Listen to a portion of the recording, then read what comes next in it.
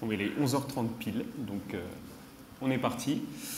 Alors, généralement, on commence les présentations en remerciant les sponsors. Donc aujourd'hui, c'est très simple, il n'y a qu'un seul sponsor. Donc je remercie Xebia de m'avoir convié à cette Xebicon 2015 pour vous parler pendant une heure de product management et plus précisément de comment évaluer votre maturité en product management. Donc deux mots d'autopromotion. Je m'appelle Hugo Gessman, je suis le fondateur d'un cabinet de conseil qui s'appelle TIGA. Il vous a été très rapidement présenté par Luc lors de la keynote introductive. Donc c'est un cabinet qui est spécialisé en stratégie produit et en product management. À titre personnel, j'aime bien me définir comme étant un business geek, c'est-à-dire que je suis quelqu'un, j'ai une formation technique, je suis passionné de technologie, mais aussi bien par les aspects vraiment code, les aspects très techniques, que par la monétisation de ce qu'on peut faire de ces technologies. Donc voilà, la meilleure combinaison que j'ai trouvée, c'est ce terme business geek. Alors pourquoi je vous fais cette présentation aujourd'hui ? Elle est née d'un constat très simple, c'est qu'on a fait ces derniers temps chez TIGA un certain nombre de missions de conseil pour des clients qui nous ont demandé comment améliorer leur manière de faire des produits numériques. Voilà. Et évidemment, de manière extrêmement classique, quand on commence une mission de conseil, surtout une mission de conseil qui a l'ambition d'améliorer quelque chose, on commence par faire un constat. Voilà. Et ce constat, c'est un audit. Et donc, on évalue la maturité en product management de nos clients. Donc, la présentation que je vais vous faire, elle est structurée en deux grandes parties. La première, on va parler du product management et surtout du product management de nouvelle génération. Et dans la seconde partie, on va parler, à proprement vraiment, on va rentrer dans les détails de ce que pourrait être une grille d'évaluation du product management. On y va. Alors, qu'est-ce que c'est que le digital product management ? Déjà, ce qu'il faut savoir, c'est que ce n'est absolument pas une discipline nouvelle.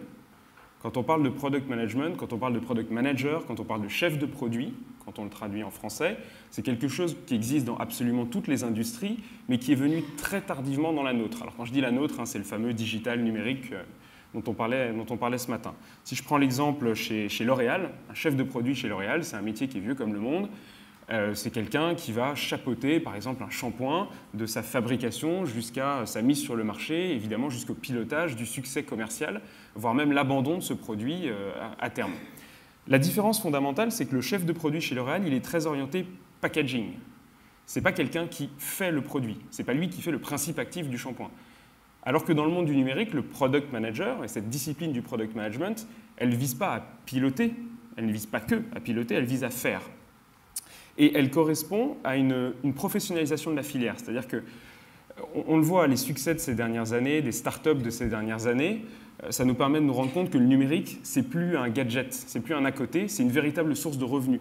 C'est-à-dire qu'on construit des sociétés qui sont valorisées des milliards uniquement sur des produits qui sont numériques.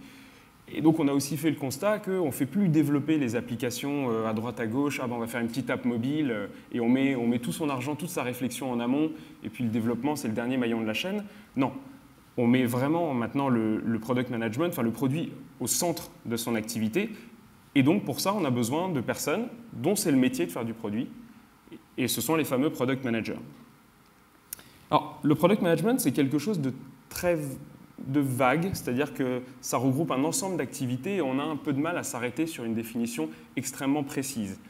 Donc là, j'ai balayé sur cette slide, et c'est non exhaustif, l'ensemble des activités du product management. Donc il y a des choses comme le pricing, comme des stratégies d'acquisition, comme l'UX, évidemment. Alors je ne vais pas en parler énormément dans cette présentation parce que ce n'est pas l'objectif, mais c'est une partie fondamentale de ce qu'est le product management. Les analytics, évidemment, la stratégie en amont sur le produit. Donc toutes ces activités-là font partie du product management. Ce qu'on a essayé de faire chez TIGA, c'est de rationaliser un peu ces ensembles d'activités pour en extraire trois. On considère que ce sont les trois activités qui symbolisent le mieux le product management. La première, c'est une activité de discover. La deuxième, une activité de construction, de build. Et la troisième, une activité de talk. C'est-à-dire on communique autour de son produit. Alors, j'insiste particulièrement sur le terme activité et pas phase. Et j'espère que vous allez me reprendre dans la présentation si je dis phase, parce que ça va m'arriver inévitablement, je vais me tromper, mais ce sont bien des activités. Il n'y a pas forcément de notion de séquence entre ces activités. Et c'est justement ce qui est différenciant dans ce product management de nouvelle génération. Alors aujourd'hui dans le talk, je vais me concentrer surtout sur les activités, dans la conférence, je vais me concentrer surtout sur les activités de discover et de build, tout simplement parce qu'on considère que la troisième partie, celle du talk justement, c'est plus l'apanage du product marketing manager et c'est une discipline qui peut être légèrement séparée des deux premières activités. Alors, une représentation que j'aime bien pour symboliser le product management, c'est ce qu'on appelle la Möbius Loop, qui a été définie, proposée par Gabriel Benefield, la référence est en bas. Cette représentation, elle a plusieurs mérites. C'est que, déjà, elle montre bien l'enchaînement permanent des étapes, c'est-à-dire qu'on peut passer de gauche à droite en permanence, avec ces deux grandes activités qui sont le product discovery d'une part, le product development de l'autre. Et le point de jonction entre le product discovery et le product development, c'est ce qu'on appelle la vision produit. Si je pars de zéro, je vais partir au niveau du problème, de la découverte du problème, je vais faire une première boucle, je vais déterminer ma vision produit, ma vision initiale, je vais rentrer dans la deuxième partie du 8, où là je vais développer quelque chose, et c'est en prenant ce feedback que je vais affiner ma vision. Et c'est ça qui est très important, c'est qu'une fois encore, on ne parle pas d'étapes en séquence, on parle bien en permanence de passer par des grandes activités et de faire des allers-retours entre les deux. Alors, pour bien comprendre ce qu'est le nouveau product management, j'aimerais déjà qu'on s'attarde sur ce qu'est le product management à l'ancienne. Alors, le à l'ancienne, il est un peu provocateur parce qu'en pratique, il n'est pas du tout à l'ancienne puisqu'il est pratiqué dans 90% des cas. Ce serait plutôt du product management traditionnel. Mais comme on a envie de le faire évoluer, voilà, j'anticipe ce qui va se passer dans 10 ans et ce sera du product management à l'ancienne. Donc pour bien comprendre ce product management à l'ancienne, je vais me mettre dans la peau du chef de produit classique, traditionnel. Comment il fonctionne ce chef de produit? Alors que ce soit dans le cadre d'ailleurs d'une mission de conseil ou un interne, dans un grand groupe, généralement il y a quelqu'un qui vient le voir en lui disant « j'ai une super idée, il faudrait développer tel ou tel produit ». Donc lui, ce qu'il va faire, c'est que généralement, il va passer 3 jours, 4 jours, 5 jours en chambre sans voir un client, ça c'est très important, ne pas voir un client, à cruncher de la donnée sur le web, il va lire des études du Forrester, du Gartner, il va lire des blogs, tout ça pour arriver à la conclusion qu'évidemment c'est une bonne idée. Pour 2 raisons, parce que ou c'est son boss qui nous l'a demandé, donc forcément on arrive à la conclusion que c'est une bonne idée, ce qu'il nous a demandé, ou alors c'est une mission de conseil, et comme tout bon cabinet de conseil, on a envie de chaîner et d'avoir la suite de la mission. Donc c'était une idée absolument brillante, et toutes les études qu'on a pu lire sur le net le confirment. Et là on attaque la deuxième phase, qui est la phase de design. Alors ça, le design, hein, c'est merveilleux, donc là on ne voit toujours pas un client, ce serait quand même trop demandé. On sort son plus bel outil, Word, et on écrit, on est parti. Voilà, donc on est payé à la quantité généralement, hein, donc un beau document de 150 pages de spécification, c'est ce qu'on appelle une belle mission bien réussie. On pond ce document, je suis toujours dans la peau du chef de produit traditionnel, et là, Yves Cazot en parlait très bien ce matin de cette fameuse boîte noire. On envoie les spécifications, je plaisante à peine sur le terme envoyé, on l'envoie à une équipe de développement qu'on n'a potentiellement jamais rencontrée, qui est probablement pas dans les mêmes locaux, qui peut être au bout du monde, et puis on attend qu'il en ressorte quelque chose. Alors quand, comment, bon, ça c'est pas forcément la préoccupation du chef de produit, il le sait pas. Une fois que le produit est terminé, là encore, dans une terminologie à définir, on le lance sur le marché, donc souvent avec une stratégie un peu Big Bang. Ça c'est peut-être un petit travers des entreprises, c'est qu'elles sont toutes persuadées que tout le monde attend le lancement de leur produit. Voilà, c'est-à-dire que la Terre entière n'attend qu'une seule chose, c'est que la société Intel lance son produit.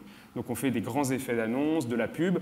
Bon, en pratique, au risque d'en choquer quelqu'un, je pense que tout le monde s'en fout des lancements produits.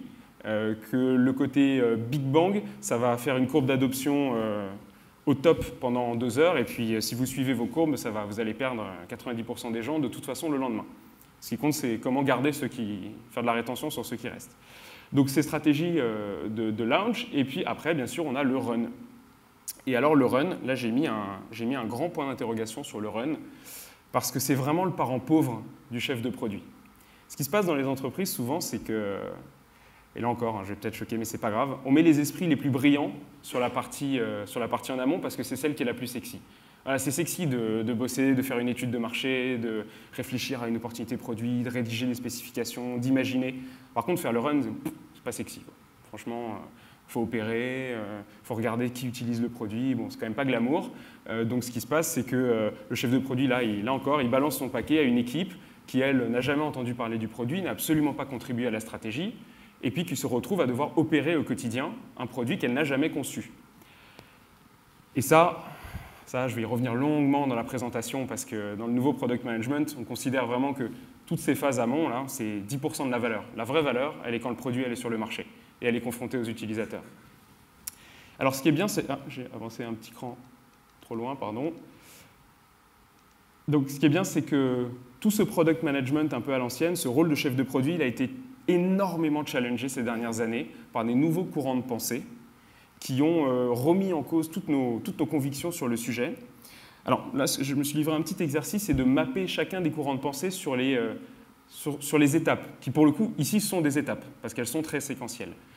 Donc sur la phase très amont, ce qui a beaucoup changé, c'est l'introduction du design thinking, donc qui prône une vision holistique des choses, une certaine empathie. Je reviendrai un petit peu par la suite. Sur la phase de design, le Lean Startup, là encore Yves Cazot en parlait ce matin, cette culture non plus d'écrire sa spécification sans voir personne, mais d'aller confronter ses idées au marché, d'aller valider ou invalider ses hypothèses, ça c'est fondamental. Au niveau du dev, bien sûr, des méthodologies, des implémentations agiles que sont Scrum et Kanban, il y en a plein d'autres, plein de variantes possibles. Au niveau du launch, on va parler par exemple de growth hacking, très à la mode en ce moment, qui change aussi la manière d'aborder les choses. On n'est plus dans le big launch, on va parler d'inbound marketing, qui sont des stratégies un peu plus réfléchies autour du lancement. Et pour le run, on va beaucoup parler d'analytics. Et ça paraît absolument évident, hein, la case d'analytics, mais je peux vous dire le nombre de missions qu'on fait en ce moment où on se rend compte à quel point, où il n'y a pas d'analytics, où ils sont pas pertinents, où ils sont mal compris, mal analysés, enfin, c'est parfois flippant, quoi. Et ça, c'est vraiment, il y a un énorme chantier sur ce dernier point. Et quand on met tout ça, voilà, dans un gros entonnoir, tous ces courants de pensée, le design thinking, le Lean Startup, le Scrum, Kanban, le growth hacking, l'analytics, eh bien, ça donne ce qu'on a nommé, enfin, quand je dis on, c'est ce qu'on pourrait nommer, hein, Tiga n'a absolument rien inventé dans ce domaine, le New Digital Product Management, c'est-à-dire une nouvelle manière de faire des produits numériques. Alors, je vais essayer d'être un tout petit peu plus concret, je vais illustrer ça par deux exemples, en particulier sur le design thinking et Lean Startup. Alors, en quoi, par exemple, appliquer le design thinking peut changer votre manière de faire? Une société qui s'appelle Shimano, je ne sais pas s'il y en a qui connaissent dans la salle, une société japonaise, évidemment avec le nom on aurait pu deviner, qui fait des vélos. Elle fait des vélos extrêmement techniques, c'est-à-dire qu'elle est reconnue dans le monde entier pour la qualité de ses vélos, pour les compétiteurs. Et Shimano est rentré dans un processus d'innovation, dans une démarche design thinking, en se disant quel va être notre nouveau produit. Alors, vous vous en doutez, ils ont une R&D absolument énorme et ils se sont dit notre prochain produit, ce sera un vélo encore plus technique, avec un meilleur dérailleur, avec un meilleur guidon, des pneus increvables, enfin, je ne connais rien en vélo, mais en tout cas, ça avait l'air vraiment génial. Et puis, ils ont eu cette démarche extrêmement empathique des choses et ils se sont dit, mais il y a quelque chose qu'on ne comprend pas, fondamentalement, c'est pourquoi le vélo, qui est l'activité que tout le monde pratique depuis qu'on est tout petit, enfin une grande partie d'entre nous pratique, pourquoi ça se perd avec les années? Pourquoi il y a des gens qui, au bout d'un moment, le vélo, ils abandonnent et ça devient juste l'apanage des hypersportifs qui font de la compétition.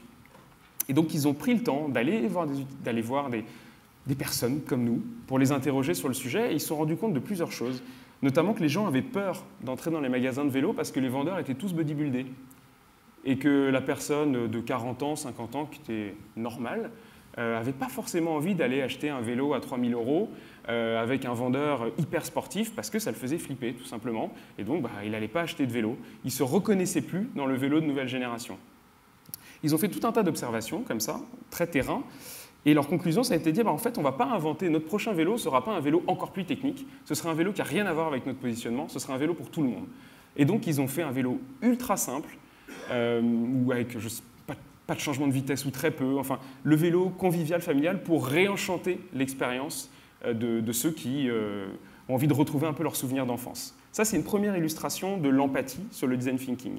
Le deuxième volet sur Shimano, c'est la vision holistique des choses, avoir une vision d'ensemble de la user experience. Alors, la user experience, je ne suis pas un grand spécialiste. Il y en a, UX République vous fera un talk sûrement cet après-midi sur le sujet. Il faut bien distinguer la user experience de la user interface. Donc là, il y a la user experience, c'est vraiment l'expérience qu'on vit de bout en bout autour d'un produit. Et ce qu'a fait Shimano, c'est qu'ils ne sont pas contentés de faire un vélo. Ils ont construit une expérience autour de ce vélo. Ils ont créé une plateforme pour que les gens puissent partager des circuits de balade dans Manhattan. C'était ça à l'origine. Et une fois qu'ils ont partagé ces circuits de balade, forcément, d'autres gens, ça les a séduits en disant « Ah, c'est super, on va pouvoir faire les mêmes balades que vous, on va pouvoir se retrouver pour faire des balades ensemble. » Et ça, c'est extrêmement intéressant. C'est un apport du design thinking, c'est cette vision holistique des choses. C'est-à-dire que le produit, on réfléchit pas uniquement au produit, mais ce qu'il y a avant, ce qu'il y a après. Un exemple sur le Lean Startup, peut-être déjà entendu parler de ça, Zappos, une société qui s'appelle Zappos, donc qui vend des chaussures en ligne. C'est un exemple assez connu, mais pour ceux qui ne l'ont pas forcément en tête, je vais quand même le reciter. Zappos donc, a été une des premières boîtes à vendre des chaussures en ligne. Vendre des chaussures en ligne, c'est sans doute ce qu'il y a de moins intuitif. La chaussure, c'est vraiment le truc qu'on a besoin d'aller acheter en magasin parce que la pointure, la couleur, on a besoin de marcher avec, bon, se trouver beau, c'est formidable. Mais donc, on n'a pas forcément envie d'acheter ces chaussures en ligne. Donc, ils se sont dit, bon, nous, notre boulot, ça va être quoi? De vendre des chaussures en ligne. Donc, il faut qu'on ait des entrepôts pour stocker les chaussures, une supply chain, enfin, des investissements très lourds avant de pouvoir vendre la première chaussure. Donc évidemment, ils n'ont pas eu envie de faire ces investissements, ils ont été très intelligents dans leur démarche, c'est-à-dire qu'ils ont fait ce qu'on appelle un MVP, dans la terminologie un petit peu Lean Startup, et ils ont simulé leur supply chain. C'est-à-dire que quelqu'un a commandé en ligne, et quand une commande tombait sur le back-office, ou même par mail, et hop, ils couraient au Decathlon ou au Go-Sport du coin, ils achetaient la paire de chaussures, ils allaient à la poste, ils la renvoyaient à la personne, et puis la personne était satisfaite. Du point de vue de l'utilisateur, j'ai commandé ma chaussure en ligne. Du point de vue du créateur de Zappos, j'ai validé mon concept. Et ça, c'est extrêmement important aussi dans la démarche. Et c'est une illustration du Lean Startup. Alors qu'une méthode traditionnelle aurait été l'investissement massif. Voilà, je construis ma supply chain, je vois, puis au bout de 6 mois, hop, je lance, et puis j'attends que les commandes tombent, ou pas. Et c'est là où il y a une forte incertitude. Ce schéma, alors il est très touffu, n'essayez pas de le lire.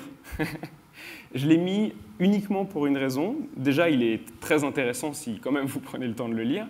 Et surtout, il montre une chose, c'est qu'il y a énormément d'efforts qui sont faits pour formaliser ce qu'est ce nouveau product management. Et ça, c'est un schéma qui a été amendé par la digital agency d'Yves Cazot, qui ont rajouté la troisième partie sur le growth hacking. C'est très intéressant de voir cette démarche. C'est-à-dire qu'on ne se contente plus de prendre des mouvements à droite à gauche, on essaye de construire vraiment un process de product management. Alors, je vais maintenant rentrer un peu plus dans le détail de la comparaison entre le product management traditionnel et le nouveau product management en balayant 6 points. Alors, je ne vais pas dire du moins important au plus important, mais le plus important, c'est quand même le dernier. Après, j'ai plus de mal à classer les autres. Donc, balayer la stratégie, la culture du secret, l'organisation, le recrutement, la gestion de l'échec et enfin la culture produit, sur laquelle je m'attarderai un tout petit peu plus longuement. Sur la stratégie. Alors, à l'ancienne, c'est ce que je vous disais tout à l'heure, le business plan, il est fait en chambre. On ne voit pas de client, on imagine quelque chose. Et surtout, on fait un Gantt. Très important, le Gantt. Donc, on fait un beau Gantt, et puis on considère que quand on franchit les étapes du Gantt, on a progressé, parce qu'on a suivi un plan. Alors que dans le nouveau product management, on teste ses hypothèses. Le business model, on ne le fait pas intégralement en chambre. On va valider, on va parler de son produit pour tester ses hypothèses. Et on considère que l'apprentissage, c'est la progression. Que progresser, c'est apprendre. Voilà. Ce qui est vraiment fondamentalement différent. Sur la culture du secret, je pense qu'on a tous vécu cette scène du copine qui vient nous voir et qui nous dit « Attends, j'ai une super idée, je vais te la décrire, mais surtout, tu n'en parles pas. Parce que si tu en parles, on va me la piquer. » Voilà, ça, Et dans les entreprises, ça marche aussi. C'est-à-dire que ça, c'est le copain start-upper, mais le projet secret, la réunion à 19h ou à 20h où il faut que personne n'en parle parce que c'est le nouveau projet de l'entreprise, on a tous vécu ça. Ça aussi, ça a beaucoup changé. Aujourd'hui, la culture du secret, elle est très faible parce qu'on considère que plus on parle de son produit, plus on recueille du feedback et plus on a de chances de faire le bon produit. Et en plus de ça, ça sert une certaine stratégie marketing d'acquisition. Ça, c'est pour ne rien gâcher. Un exemple de ça, c'est Dropbox. Dropbox, il est toujours cité dans l'exemple Lean Startup, mais là, je le sors volontairement de l'exemple Lean Startup et je le mets dans l'exemple culture du secret. Le produit de Dropbox, il est exceptionnel, mais ils en ont parlé à un moment où ils n'avaient pas de produit. Donc, ils auraient pu se dire, il y a une boîte mal intentionnée, Oracle va arriver, ils vont faire Dropbox. Qu'est-ce qui les en empêche? On leur a donné tout notre concept en vidéo. Bon, en pratique, personne n'a rien fait et Dropbox a cartonné. Je ne dis pas que ça marche à tous les coups, mais on voit le changement d'approche. Ils auraient pu garder les choses pour eux, construire leur produit dans un tunnel pendant 2 ans et le sortir, et je suis persuadé qu'ils n'auraient pas eu le même succès. Alors que là, en ayant une culture du feedback et une culture du secret beaucoup plus faible, ça leur a permis beaucoup de choses. En termes d'organisation, ça c'est relativement classique. Historiquement, on fonctionne en silos qui sont éclatés, des gens qui ont le domaine d'expertise mais ne se parlent pas trop et qui surtout ne travaillent pas au même moment. Et là, aujourd'hui, ça aussi c'est un des préceptes du design thinking, on va vers des équipes qui sont pluridisciplinaires, colocalisées et surtout qui travaillent ensemble au même moment. Ça c'est très très important parce que voilà, les compétences dans les entreprises, elles y sont pour faire des bons produits. Les UX, ils y sont, les stratèges, ils y sont, les développeurs, ils y sont. C'est juste que généralement, ils ne travaillent pas ensemble. Donc, si on veut être un peu meilleur là-dessus, il faut qu'ils travaillent ensemble. La gestion de l'échec. Alors ça, c'est un point important et qui me tient particulièrement à cœur parce que ces dernières années, je ne sais pas combien de fois on a entendu la culture de l'échec. Culture de l'échec. Je n'ai jamais compris ce que ça voulait dire, la culture de l'échec. Depuis quand échouer, c'est quelque chose de bien? Voilà. Et donc, historiquement, on pense que bon, il y a 2 voies, où on échoue, où on réussit. Et puis, les Américains sont arrivés, ils nous ont dit, mais non, mais c'est pas grave, l'échec, c'est pas grave, il faut savoir rebondir, voilà. Non, mais l'échec, c'est super grave, surtout quand les Américains nous le disent. S'il y a vraiment un peuple au monde qui déteste échouer, ce sont bien les Américains, quoi. En revanche, ce qui est intéressant, c'est ce qu'on en tire et comment on rebondit sur les échecs, et comment on itère sur ces échecs. Mais c'est absolument pas la culture de l'échec. Donc c'est pour ça que je mets le terme gestion de l'échec et pas culture de l'échec. Il y a beaucoup de start-upers aussi qui ont ce réflexe-là. C'est-à-dire, j'ai levé de l'argent, c'est pas grave d'échouer de toute façon, je vais tester. Ouais, mais bon, essaie de tester intelligemment. Échouer, c'est pas non plus un objectif. Donc fais des efforts, quoi. Et ça, on l'entend souvent, hein, je me moque, mais on l'entend très souvent. Donc aujourd'hui, il y a cette doctrine un peu du fail fast, fail often. L'échec, en fait, fait partie, c'est-à-dire qu'on considère qu'on l'intègre dans le processus de réflexion et qu'en faisant des petits échecs, on a plus de chances d'arriver au succès. Maintenant, ce n'est pas une culture de l'échec. J'insiste sur ce terme-là. Un exemple, c'est si je vous cite Twitter, Facebook, Pinterest, Yelp. Tout le point commun entre ces boîtes-là, c'est qu'aujourd'hui, elles n'ont ni l'activité, ni le produit, ni le business model de ce qu'avaient imaginé leurs fondateurs au début. Aucune. Tout simplement parce qu'elles ont su faire des petits échecs, pivoter, évoluer et se reconstruire. Ce qui est très difficile dans un grand groupe et dans toute aventure humaine. Souvent, je compare ça à un couple. Ouais, vous allez me dire, oula, où est-ce qu'il va là? C'est dangereux.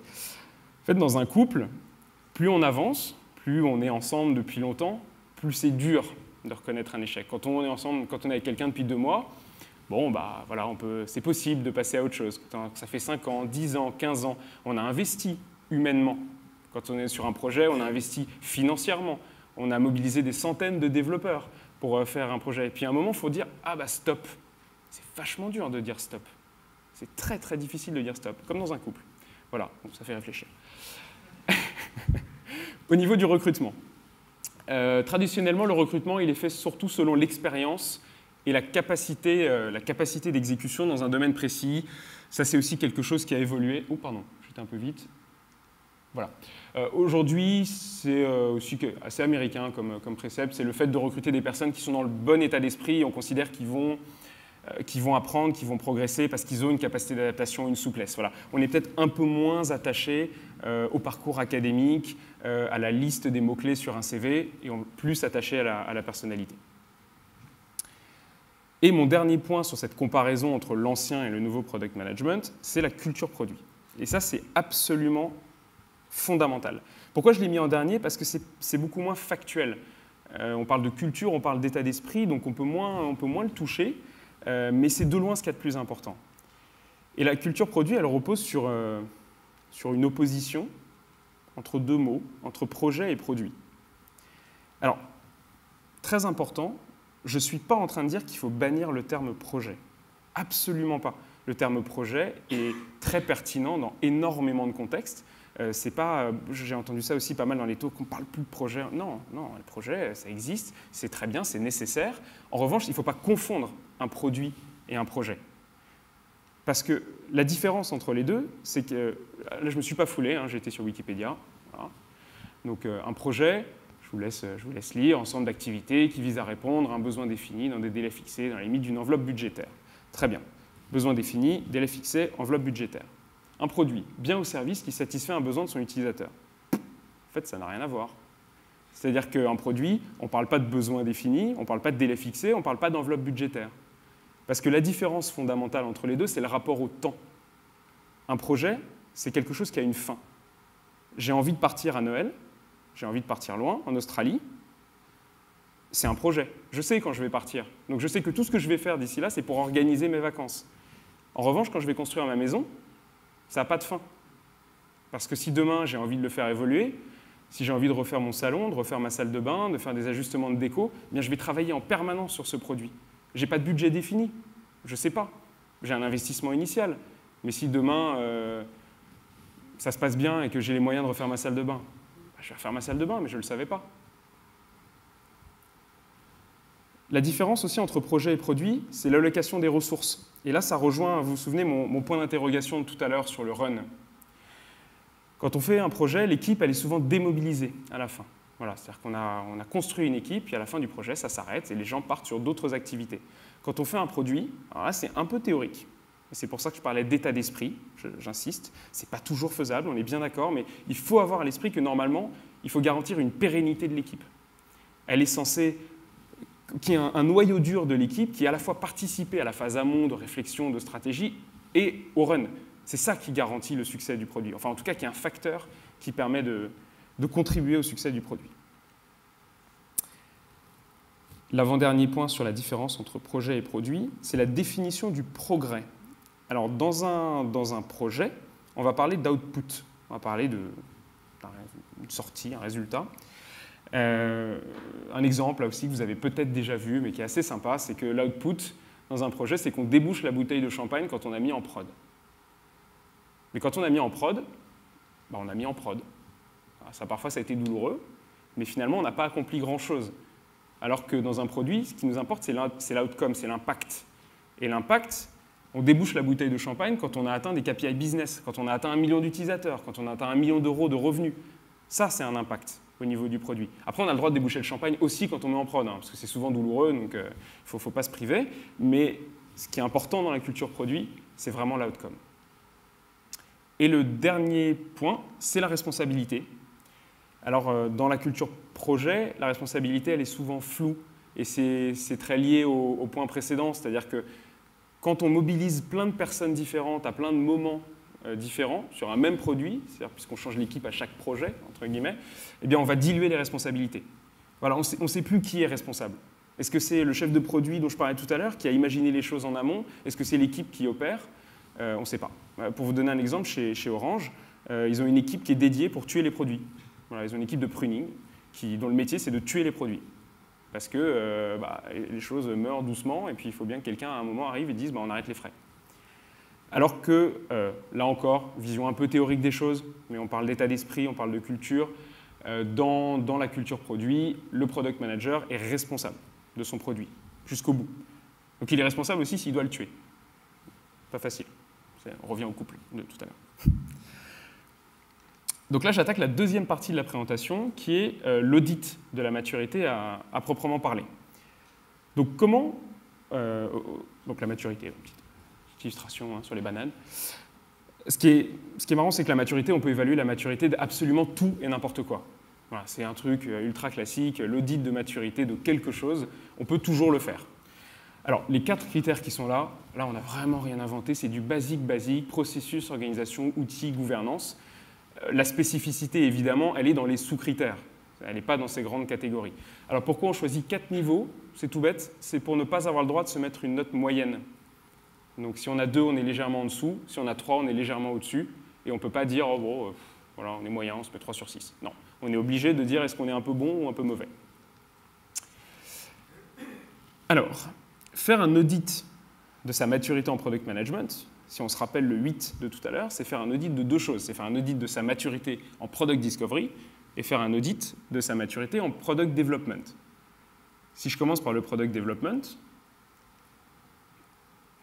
aujourd'hui, on va considérer que, je vais vous expliquer pourquoi, que l'audit de maturité en product development, il est plus cadré. Je n'ai pas dit plus facile, j'ai dit plus cadré. Après, il y a toujours le talent de la personne qui fait l'audit derrière. Il est plus cadré pour trois raisons. Parce qu'on a des cibles. On sait un peu plus où on va. Alors, ce ne sont que des frameworks théoriques qui sont, on le sait tous en fonction des contextes, jamais appliqués de la même manière, mais on a quand même, on peut se projeter. Voilà, on sait à quoi doit ressembler une équipe Scrum, on sait ce que c'est que du Kanban, on sait ce que c'est qu'une feature team ou un modèle feature team tel qu'il est poussé par Spotify. On a Safe qui met un cadre. Alors là non plus, il ne faut pas essayer de lire. Déjà, en taille réelle, c'est compliqué. Donc là, en tout petit, c'est impossible. Et Safe, voilà, ça nous donne quand même un modèle. Donc on a une cible organisationnelle. On a aussi une liste de critères explicites, non exhaustive, je précise. On est capable de regarder si il y a bien un backlog qui est présent, s'il y a les cérémonies qui sont respectées, un sprint planning, un daily meeting. Tout ça, ce sont des choses quand même relativement établies et acceptées aujourd'hui. Et enfin, dernier point, on a des livrables qui sont définis. Voilà. Là encore, chacun va adapter ses livrables. Toutes les user stories ne vont pas se ressembler, et heureusement.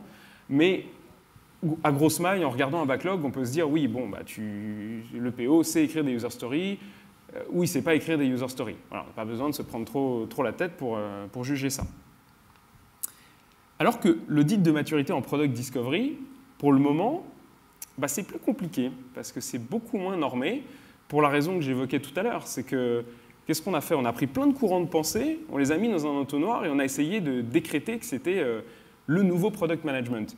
Mais aujourd'hui, il n'y a pas de littérature de bout en bout qui va nous dire, voilà, ça c'est le process de product management qu'il faut appliquer sur la partie product discovery, c'est ce qui va garantir que vous allez faire les meilleurs produits du marché. Ça se saurait, on aurait tous lu le bouquin. Il y a plein de livres passionnants, il y a plein de littérature passionnante, mais on est obligé de faire une synthèse de tout ça. Et c'est ce qu'on a essayé de faire, alors humblement, chez TIGA, c'est-à-dire qu'au fil des missions, on a essayé d'extraire une liste de sous-critères qui nous permettent d'évaluer la maturité d'un client sur la partie Product Discovery. Alors, j'insiste, sur cette liste, ce sont des critères empiriques. On n'a pas la prétention de penser que c'est la grille parfaite. D'ailleurs, je peux vous dire que chaque mission, on la fait évoluer, on la change, on tue des critères, on en rajoute d'autres. Donc, les slides seront disponibles. On a un autre deck de slides plus détaillé sur le sujet. N'hésitez pas à vous l'approprier, à nous faire des retours, à les changer si vous pensez que c'est pertinent. Alors là, pour la fin de la présentation, je vais m'attarder sur la section processus et la section orga, en illustrant par des exemples de missions. Donc pour la section processus, voilà en gros ce qu'on va regarder. On va regarder s'il y a bien une prise en compte des retours utilisateurs. C'est-à-dire, est-ce qu'il y a quelque chose qui est normé pour prendre en compte les retours utilisateurs? Ou alors est-ce que c'est juste, il y a une hotline, les gens appellent, et puis de temps en temps, il y a le responsable de la hotline qui vient voir et qui dit « Bon, au fait, là, ça fait 6 fois qu'on m'appelle pour ce même bug, est-ce qu'on peut faire quelque chose ?» Bon, ça, c'est pas ce que j'appelle un processus normé. L'idée, c'est pas de mettre une chape de plomb organisationnelle, on est bien d'accord, c'est d'essayer de structurer quand même ces phases qui sont importantes pour la vie du produit. Est-ce qu'il y a un processus d'idéation et d'inspiration? Très difficile, ça, en France. Compliqué d'avoir un processus d'inspiration. Quand est-ce qu'on prend le temps de s'inspirer? Quand est-ce qu'on prend le temps d'avoir des nouvelles idées? C'est dur de dire à son manager « Ah non, vendredi après-midi, je ne suis pas là. » Ah bon, mais t'es où? Ah bah je vais m'inspirer. Voilà, je vais dans le bois, je vais visiter un magasin pour voir un peu de digital, je vais m'inspirer. Bon, je pense qu'il y a à la fois des managers et des managers dans la salle. On ne serait tous pas très à l'aise dans cette situation-là. Mais il faut prendre le temps de s'inspirer, prendre le temps d'idées. C'est pas facile. Donc ça, on va regarder. On va regarder s'il y a des prototypes et des smoke tests. Quand il y a la qualification d'une opportunité business, comment elle est testée? Est-ce qu'il y a des protos qui sont faits? Est-ce qu'on va tester des choses ou est-ce qu'on va se dire « Ouais, ça y est, c'est une bonne idée, backlog, hop, user story, epic, feature, on découpe tout, c'est parti ». Non, on va essayer de calmer un peu ça et de dire « Bon, mettons un petit process en amont quand même pour qualifier les opportunités ». Voilà, je pourrais rentrer dans le détail de chaque critère, ce n'est pas l'objet de la présentation, mais c'est pour vous donner un petit peu une idée. L'alignement de la vision, juste le dernier, ça aussi c'est fondamental.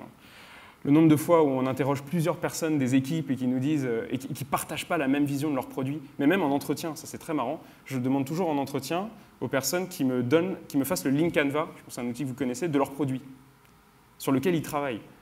Et il y en a plein qui n'arrivent pas à faire le link Canva de leur produit. Moi, ça me choque toujours.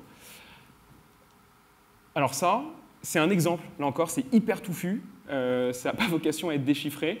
C'est l'issue d'une mission de conseil. On a structuré un process de product management très inspiré de celui de Spotify, puisqu'on reconnaît les 4 étapes, Think It, Build It, Ship It et Tweak It. On l'a quand même un peu tweaké, justement, parce que c'est dans le domaine bancaire, donc on a particulièrement insisté sur la notion de ROI, à quel moment on validait le ROI et comment valider le ROI tout au long de la vie du produit, et on a rajouté aussi des phases d'inspiration. Voilà, si ça vous intéresse de regarder dans le détail, il y aura les slides, mais là, je ne vais pas m'attarder trop dessus. Et le deuxième volet sur lequel je voulais m'attarder, c'est l'organisation.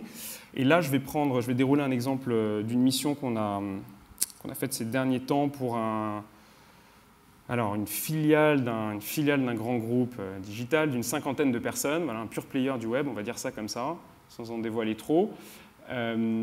Et je vais vous montrer ce qu'on a constaté opérationnellement sur cet aspect organisation. Donc, quand on est arrivé, on a juste regardé bêtement et on s'est dit, comment est structurée l'équipe? Quels sont aujourd'hui les rôles et responsabilités?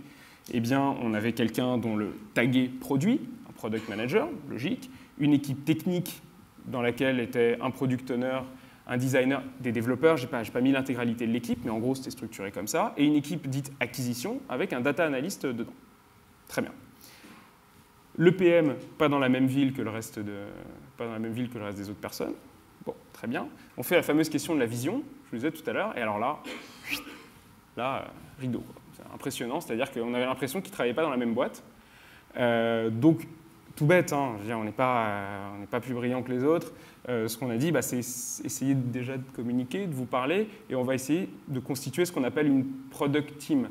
Voilà, pour que vous ayez des cérémonies ensemble qui permettent au product manager de partager sa vision avec le reste de l'équipe, qui permettent de vous synchroniser, qui permettent tout bêtement de travailler ensemble. Ensuite, on a étudié un peu les rôles et responsabilités plus en détail. Je reprends mon petit schéma de tout à l'heure avec mes 3 activités. Et on s'est rendu compte que le product manager, il était là. Il était entre le build et le talk. Ce qui faisait très bien, d'ailleurs. Mais la conséquence, c'est que ça lui donnait une vision uniquement court terme.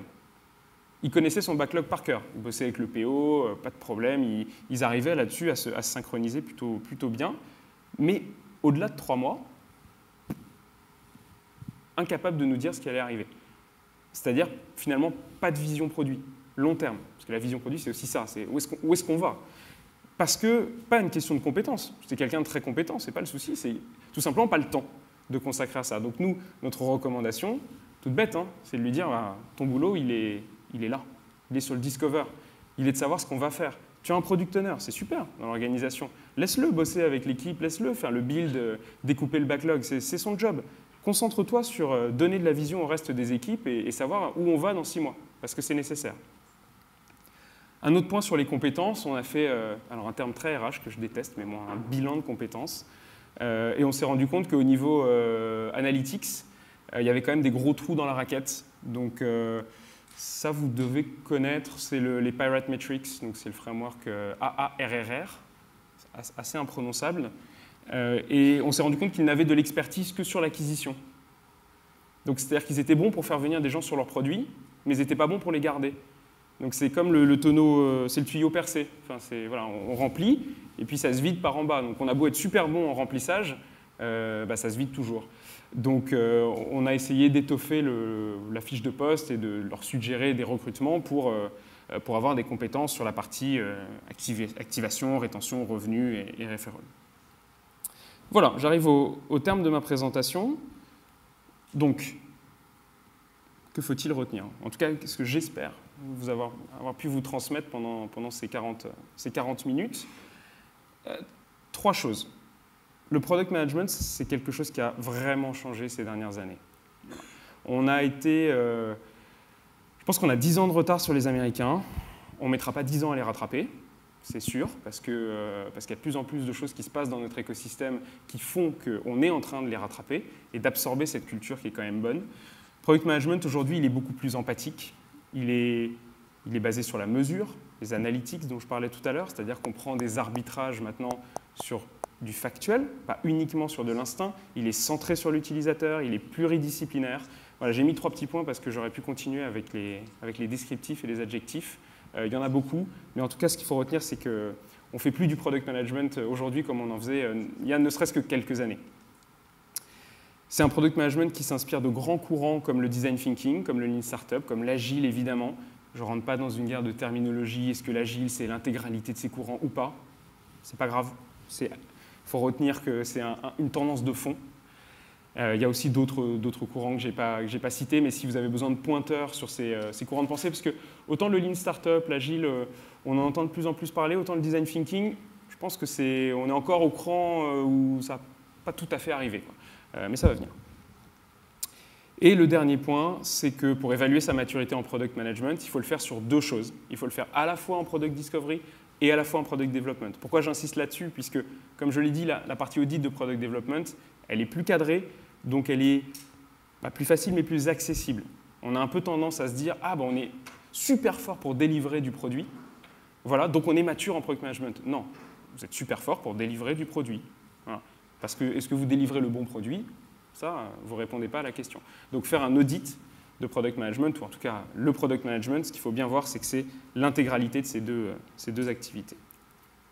Ah oui, j'avais un dernier point, je l'ai rajouté, c'est pour ça. C'est ce que je vous ai dit tout à l'heure. Voilà, on est très preneur de suggestions. C'est un écosystème qui évolue beaucoup en ce moment, et donc les critères que j'ai évoqués ici ne demandent qu'à être affinés. Est-ce qu'il y a des questions? Pas trop méchantes, s'il vous plaît. Il y a une question. Attends, pardon, là, parce que là, j'entends vraiment rien. Désolé.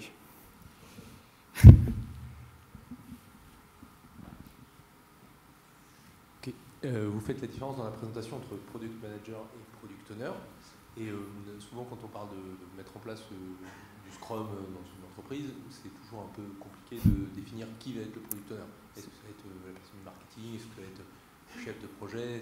Voilà. Donc, la distinction, elle est intéressante. Et du coup, sur des missions que vous avez pu faire, qui occupe ces 2 rôles? Comment est-ce qu'ils se parlent? Comment est-ce qu'ils travaillent ensemble? Et y compris dans des entreprises qui ne sont pas forcément en agile, parce que là, sur les missions que vous prenez ici. Oui, ça peut être décorrélé de l'agile, ouais, sur la partie product discovery. Alors, déjà, juste une première réponse, c'est pourquoi on fait la distinction.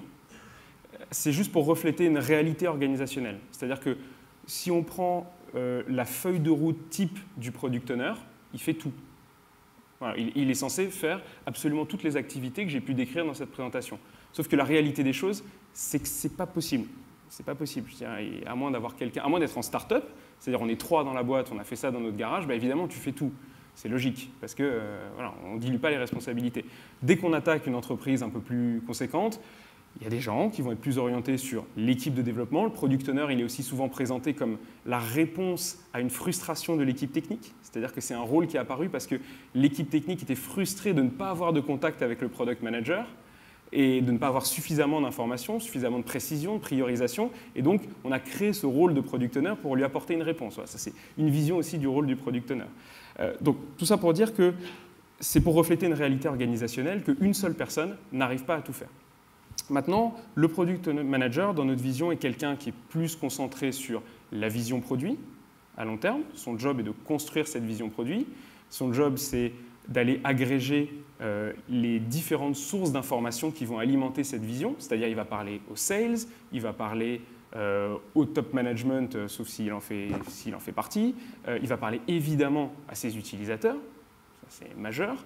Et son boulot, c'est d'agréger toutes ces sources d'informations pour construire sa vision et prioriser et faire sa roadmap. Après, il va transmettre ce besoin au product owner, qui lui va avoir un rôle plus opérationnel au quotidien de gestion de son backlog. J'espère que je fais lever personne en disant ça. C'est une vision des choses. J'ai eu un nombre de débats incalculable avec les agilistes là-dessus. C'est pas grave, on s'en fout. On s'en fout. Ce qui compte, c'est que le job il soit fait. Voilà.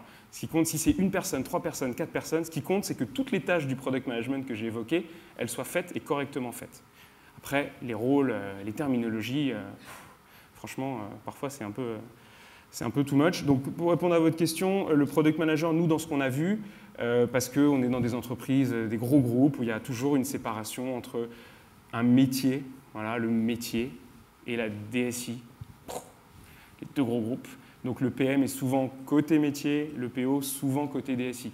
Encore une fois, ce n'est pas un objectif, c'est juste un constat. C'est que c'est plus facile de mettre une surcouche de product management sur une organisation existante que de tout casser et de dire bon bah maintenant voilà, c'est plus le métier, c'est plus la DSI, on fait, c'est l'objectif, hein, on fait des départements uniquement produits et puis tout le monde est ensemble et ça va marcher de manière géniale.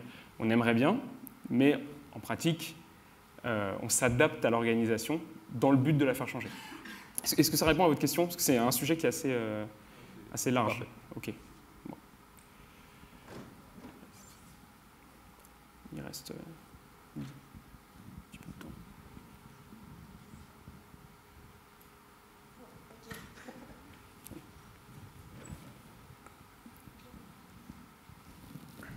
Bonjour et merci pour la présentation. Concernant la partie marketing et la partie chef de produit, il y a des spécialités qui sont très commerciales dans la gestion de produits avec la relation qu'on a avec son client, avec la façon dont on publicite aussi les options. Il y a aussi un angle très important qui est lié au niveau de la gestion des services, parce que de gérer des produits, ça demande aussi d'être contraint à une organisation, puis aussi à des fermes économiques. Et donc ça demande au niveau d'un chef de produit ou d'un product owner d'avoir quand même des skills, des compétences extrêmement plurielles et extrêmement très larges. Donc pour quelqu'un qui travaille dans un grand groupe et qui doit accueillir le monde du dev, le monde de la production, le monde du service, le monde du marketing, de la publicité, du digital marketing aussi qu'on parle aujourd'hui, j'ai l'impression qu'on prend un mot pour mettre tout ça. Et finalement, on peut mettre en déroute des personnes qui ne peuvent pas être en face de l'ensemble de ces compétences. Quelle est la question? La question, c'est votre avis pour aborder ce genre de poste. Quelle est la meilleure solution pour, au fur et à mesure d'une organisation qui est assez ciblée, avec des compétences très restreintes, d'élargir les compétences des personnes de façon qu'elles puissent assumer ce rôle? Donc, quelle est la meilleure démarche? Alors, je pense qu'elle est assez liée... c'est un sujet qui mériterait qu'on se penche un peu plus dessus, hein, donc je vais tenter une réponse à chaud. C'est un sujet qui, pour moi, est assez lié au slide du recrutement. C'est-à-dire que, historiquement, on avait tendance à, justement, chercher à recruter la personne qui avait tous les skills. Et on sait que c'est impossible. Hein. Enfin, je veux dire, le product manager parfait, aujourd'hui, il n'existe pas. Vous l'avez dit, il y a une complexité qui est telle que c'est très compliqué. Et aujourd'hui, on va chercher dans le recrutement, et on le voit, nous, que ce soit en interne chez Tiga ou chez nos clients, à rechercher des gens qui ont un potentiel et une envie. Souvent, par exemple, on voit des gens qui viennent du marketing, qui ont une formation école de commerce, qui ne sont pas techniques a priori, mais qui sont geeks. C'est-à-dire qu'ils ont la capacité de comprendre ce que va leur raconter une équipe de développement. Voilà, donc on va essayer de miser sur l'intérêt de quelqu'un pour aller se former sur un sujet. Donc ma stratégie, ce serait de dire, évidemment dans la formation, dans l'accompagnement, mais là je vais rien vous apprendre, mais c'est surtout sur le recrutement, essayer de tester les personnes pour savoir si elles ont la capacité d'apprendre. C'est ça qui est majeur. Box.com, qui est qui n'est plus une start-up, hein, parce qu'ils ils ont 32 millions d'utilisateurs maintenant, donc voilà, ils sont 1200. Dans leurs critères de recrutement, ils acceptent, ils intègrent le fait donc qu'ils ne peuvent pas avoir des personnes qui sont parfaites sur toute la ligne. Et dans leur notation, ils font 50% sur la technicité, en fonction du poste, quel qu'il soit, et 50% sur la culture. Et c'est hyper important. C'est-à-dire qu'ils considèrent qu'il faut mettre les deux choses sur le même plan. Et dans culture, il y a cette section capacité d'apprentissage. Voilà. Encore une fois, c'est une question difficile. Je vais être très honnête. Je ne suis pas sûr d'y avoir bien répondu. Mais on pourra peut-être en discuter après, si vous voulez.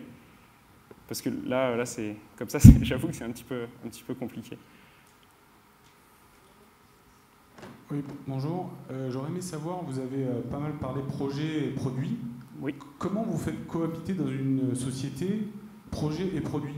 Parce que se pose beaucoup la question, beaucoup de sociétés assez grosses sont en vision projet, mais comment on peut les faire basculer en vision produit, ou est-ce que ça peut cohabiter en quelques idées? Alors oui, ça peut cohabiter, et puis surtout ça doit cohabiter, puisqu'on va considérer qu'un produit est composé d'un ensemble de projets. Voilà, il y a une succession de projets qui visent à construire un produit. Et c'est pour ça que j'insistais tout à l'heure sur mon slide, ce sont des termes qui ne sont pas j'ai fait un versus pendant 4 slides, mais qui ne sont pas des opposés. On ne parle pas de la même chose, en fait, quand on parle d'un projet ou d'un produit. Donc, un produit ne répond pas du tout aux mêmes contraintes qu'un projet. Donc, oui, ça cohabite dans le sens où, souvent, le cas se présente pour des migrations techniques, par exemple. Voilà, dans notre produit, on a besoin, pour le servir, de faire une migration technique de telle base à telle base. Voilà. Est-ce que ça, c'est du produit? Je sais pas, oui, ça sert le produit, mais on va faire un projet. On va monter une équipe, on va recruter peut-être des développeurs dont l'objectif, pour tel budget, dans telle deadline, va être de faire une migration technique. Après, agile, pas agile, à la limite, peu importe. C'est juste qu'on est dans une logique de projet qui est un sous-ensemble du produit. Ce qui est important, c'est l'état d'esprit. C'est-à-dire que ce qu'on va essayer de faire, c'est d'essayer de mettre ce chapeau organisationnel et ce chapeau de la culture produit. Et de dire, bon, ben voilà, on sait qu'on va dans cette direction-là sur ce produit-là, et que pour atteindre ces objectifs-là, on va avoir besoin de faire un certain nombre de projets, d'autres qui vont être pas faits en mode projet, qui vont être avec une équipe produit tout le long. Là encore, je reprends souvent, on a des débats aussi sur feature team, component team. Ça peut être un peu pareil, c'est-à-dire qu'une component team peut fonctionner en mode projet, elle peut avoir des objectifs très dédiés, et une feature team, on se dit, ah ben non, ça y est, c'est tout droit, c'est génial, on a toutes les compétences. En pratique, on compose toujours avec les deux. On compose toujours avec les deux. C'est quasiment impossible organisationnellement d'avoir qu'un modèle plutôt que l'autre, parce qu'il y a un historique technique, parce qu'il y a une réalité des choses. Donc, pour moi, les deux ne sont pas du tout incompatibles. Ils doivent cohabiter. Et comment on les fait cohabiter le mieux possible? C'est en mettant cette surcouche de product management qu'on colle, qu'on plaque sur l'organisation. C'est pour ça que j'insistais tout à l'heure, c'est que quand on veut migrer vers une culture produit, on ne casse pas tout. D'abord, on essaie de plaquer une organisation produit par-dessus, et ensuite, on essaie de faire bouger les choses.